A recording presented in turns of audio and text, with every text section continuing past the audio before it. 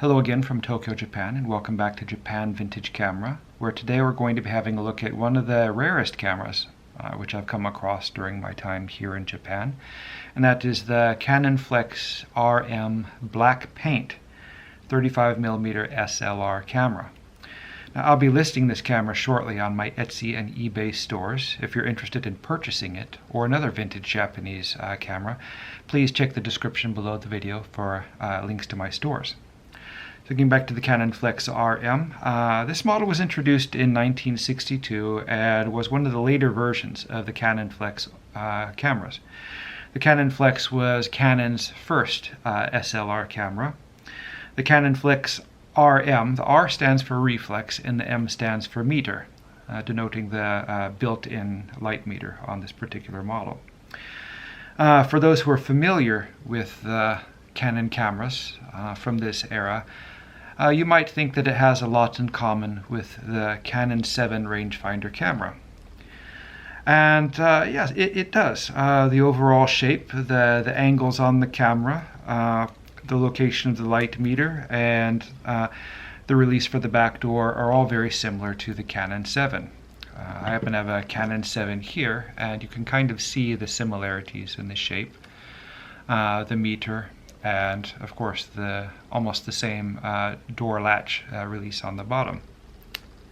They also have the same self-timer system. The Canonflex RM was produced in large numbers. It was the most popular of the Canonflex series, at least in Japan. But the black paint versions are very rare. From what I've heard, they made as few as 75 of them, though I think they were produced in larger numbers than that. Over the last 10 years or so, I've probably come across about half a dozen of them. So possibly it is as rare as they say it is.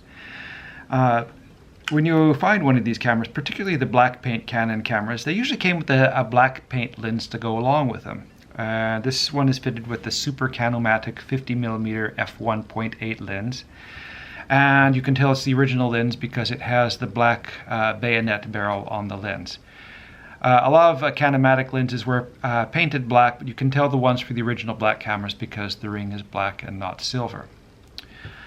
We'll take a look at the controls and functions of the camera, starting at the top. And on the top right here, you have the shutter speed selector lever. You have the shutter release button, film counter window, and on this side you have the scale or reading for the light meter. On the back here, you have the winding lever, which is a rather odd design. It's actually more similar to the Nikka and Yashica full-size rangefinder cameras, which were produced just a few years before this. Most of the Canon cameras, of course, have the winding lever located on the top. On the front of the camera, you have the selenium light meter.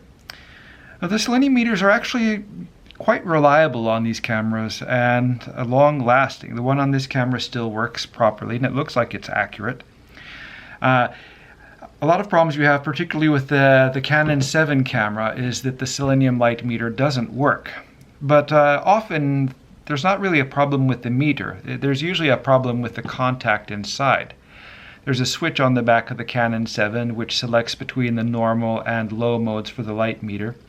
And it looks like the contacts are silver plated, and the plating gets corroded over the time and loses contact. If you take off the top cover, which is a little bit complicated on these cameras, but if you can do it, and you clean off the contacts on the switch, most times you'll find the meter will come back to life and start working again. The meters on the RM seem to be a little bit more reliable and better made than on the Canon 7, which is expected because this camera is a newer design. On the bottom here, you can see as I pointed out earlier, the latch which releases the film door, and it has a film door, which is nice compared to other cameras at the time, which still had removable backs. You had to remove the entire back in order to change the film, and you have to turn it that way for it to click shut. The tripod mount, which is in the center instead of on the side like on the Canon 7, and the release button when you wish to rewind the film. The Canonflex RM used the FL mount. So the FL mount lenses which came on the early SLRs and the other Canonflex lenses will fit. To remove the lens, you turn the bayonet leftwards and just pop off the lens. This one's in pretty good shape on the inside. The mirror is in good shape. It hasn't been scratched up or damaged as these mirrors often are in these cameras. And the lens is in quite good shape. The 50mm f1.8 lens was the most common, but the f1.2 lens was an option. And also 100mm f2 lens and 135mm lens were also available. To put the lens back on, you line up the marks and then turn the collar to the right, and it's locked into place. The Canonflex RM features shutter speeds from 1 to 1,000th of a second. Earlier model, the R2000, featured shutter speeds up to 1/2000th of a second, which is kind of useful with the faster lens. But overall, this camera gives you pretty much everything you need. It's kind of a hefty camera and quite an interesting design. The operation's quite smooth. Very much like the smoothness of the Canon 7 rangefinder. The shutter is very smooth on this. The camera operates kind of quietly compared to other SLR cameras without much vibration. The camera is a little bit heavy and the mirror is a little bit smaller. It doesn't give you like the same very large and bright field of view that we get from a later SLR. But on the other hand, as I said, it's a very smooth and vibration-free camera. So anyway, that finishes my review for this camera. If you're interested in it, as I said, take a look at my Etsy and eBay stores. And I'm trying to add a lot more cameras. I'm trying to increase my stock in these. There seems to be more demand for them now.